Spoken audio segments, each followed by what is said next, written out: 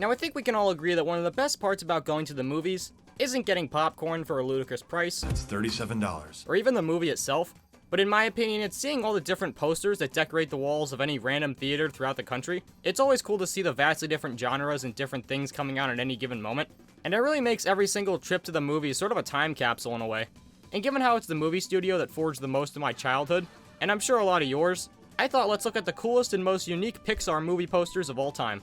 Keep in mind that this is all of course my opinion, and if I don't mention every single one that you love, I deeply apologize. And for the most part, I'm going to be trying to keep it to posters that are around the time of release of the films, and not just some random poster you can buy at Walmart from 22 years later. But anyway, let's go in chronological order, starting with Finding Nemo. Yeah, so surprisingly, there aren't really that many posters I would say that would go hard for Toy Story 1 and 2, A Bug's Life, and Monsters, Inc. I mean, these ones are great, sure, but I'm not really left in awe with these.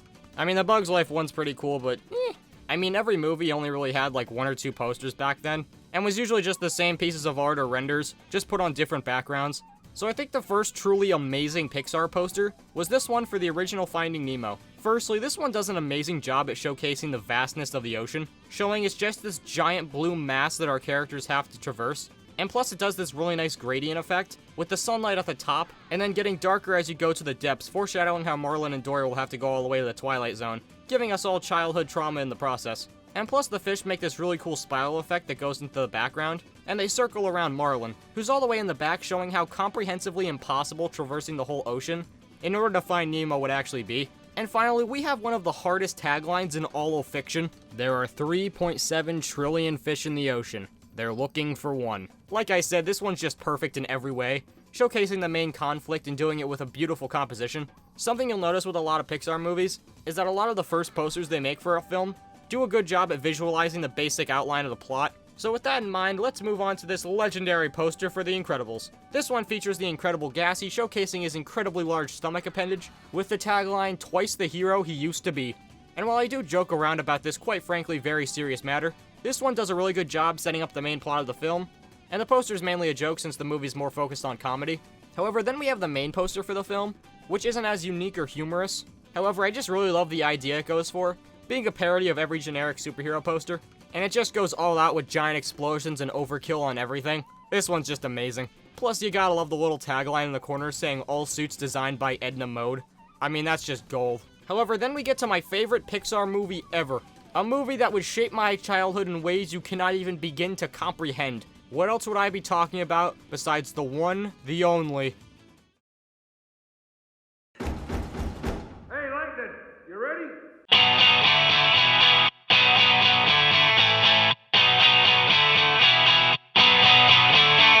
Now, Cars isn't just a movie, it's an experience. So of course, Pixar went all out with the posters to hype everyone up for its release. Like for example, this iconic one, which features the cliche car reveal with a huge tarp. And of course, there's an opening in the front of the tarp, which showcases Lightning's huge smile, with the tagline, "The all-new 2006. This one is just chef's kiss. And then to top it all off, we've got a bunch of other car-inspired ones to hype up their release. Like for example, this one which shows an air freshener of the logo, hanging on a rear view mirror, which you can see Lightning, Chick, and the King through.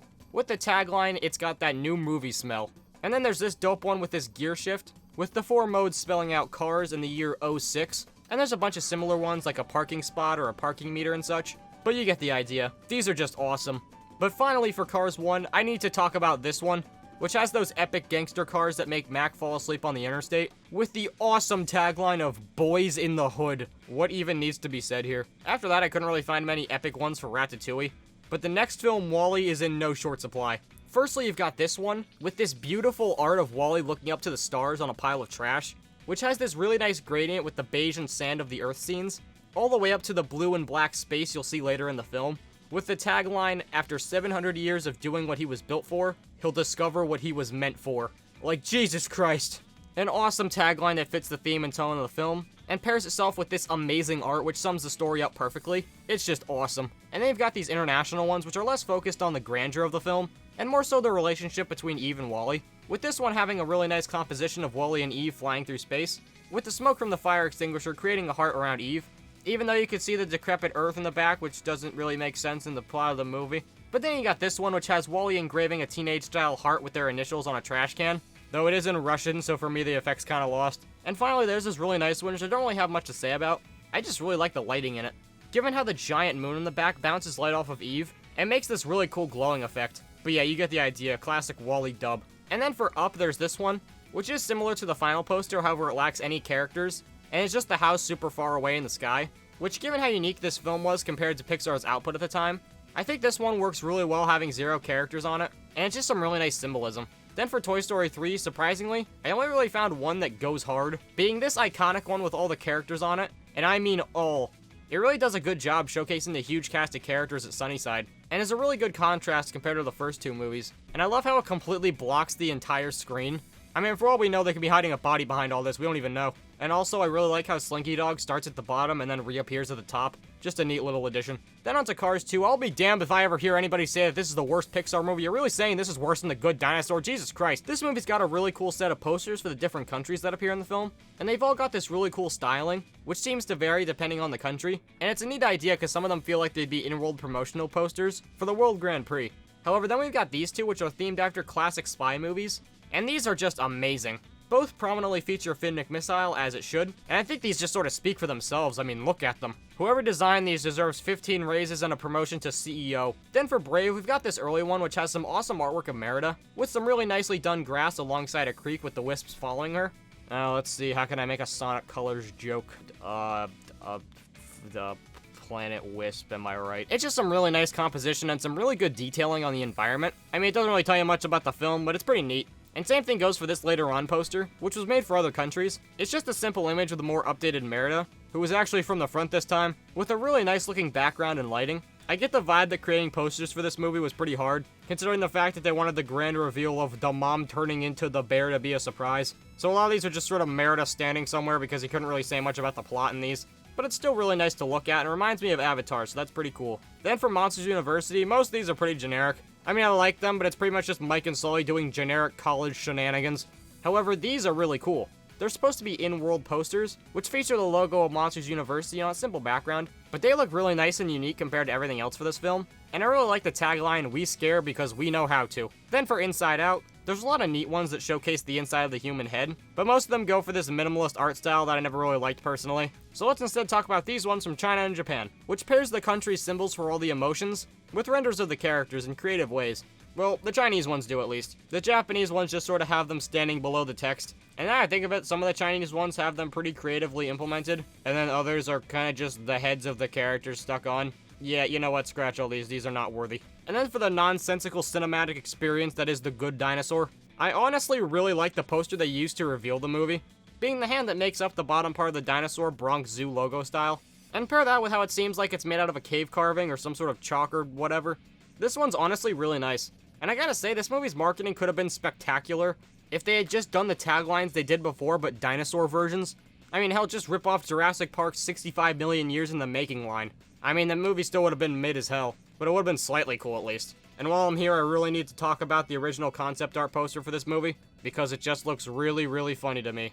Then for Finding Dory, there's a lot of posters that try to emulate the same style of what we first talked about, and I'd say they do them decently well. They all take the same idea of the vastness of the ocean, with our main fish character really far away in the distance. And then of course there's this one with the text, "She just kept swimming." But TBH, I don't really even remember this movie very well. I just remembered the beluga whale voiced by Mr. Peabody. And then moving on to Cars 3, I cannot even begin to explain how hard these are. Like, firstly, you have the iconic poster, which quite frankly took the world by storm when it came out, featuring the infamous crash scene, giving the same vibes as the Iron Man 3 poster, of course. And I have all these awesome ones that have an homage to the original intro to the first movie, with all these crazy awesome racetrack shots, and having all these cool close-ups of the characters at different angles.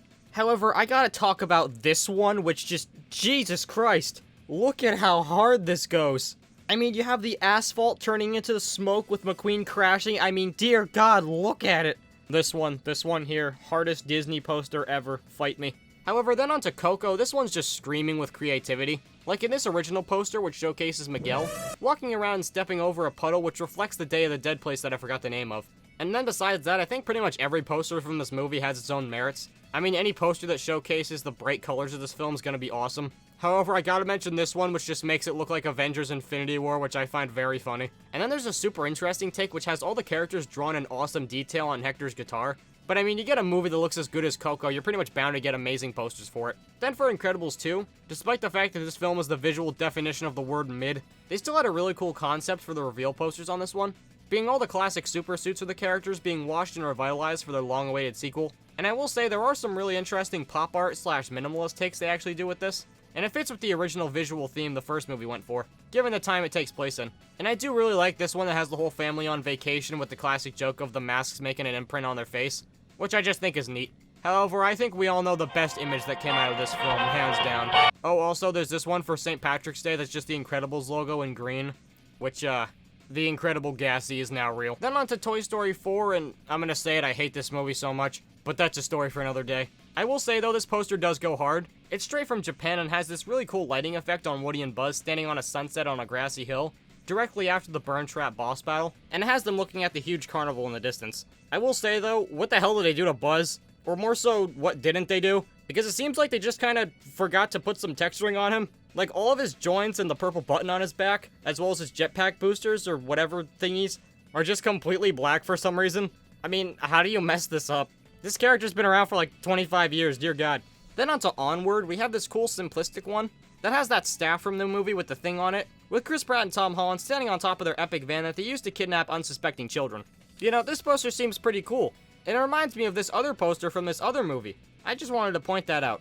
And then for Soul, once again, Japan coming in clutch with this one, which has Joe Gardner walking along some piano keys, which below him has that land of dead babies or whatever. And I gotta say, this one's honestly way cooler than I initially thought, which if you think about it, it sort of symbolizes like 10 different things at once. The piano keys resemble a crosswalk showcasing Joe's life in New York, as well as it being the same angle to where he fell in the manhole, which leads him directly to what's below him. I can't even tell if this stuff is intentional or not, but I'm all here for it because it's really cool. And then Luca has this really nice concept that they do pretty well, with almost every poster having the water at its surface level, and everything below the water has Luca and Alberto becoming their monster forms, and them being human with everything above. It's just pretty neat, and I do like how the final poster has a sort of border on it, which makes it feel like a poster that would be in the setting of Italy. Rather epic. Then on to Turning Red, which I mean, I don't know. I like these ones that are sort of like scrapbooking and sticker sheets on a picture frame or whatever. And that about sums up my entire thoughts on this movie and its posters. Moving on. Lightyear. No. Okay, some of these are sort of neat looking with the whole space and stuff, but it's Lightyear. Just stop. Elemental, they literally just remade the old posters from old movies with characters nobody cares about. Like, get Wally's name out your mouth, you're not him! Inside Out 2, this movie doesn't look good. If you want to fight me over it, you know where to find me, out back at the IHOP at 4 p.m. every Saturday, motherfucker. And there's our look at all the awesome Pixar posters throughout the years. It was rather interesting to make a video not about Sonic or Dragon Ball or Spider-Man or etc. So we'll see if this video does well and you guys like it. If so, maybe we could do some other posters like Disney ones or maybe MCU or something. That would be rather neat. But anyway, as I said in the last video, I have very big plans coming. And trust me, you're not going to want to miss out. So if I were you, I would set aside 30 bucks-ish for something that's coming out very, very soon. But anyway, that's enough of that. Subscribe right now or I will throw my DVD copy of A Bug's Life straight at your kneecaps.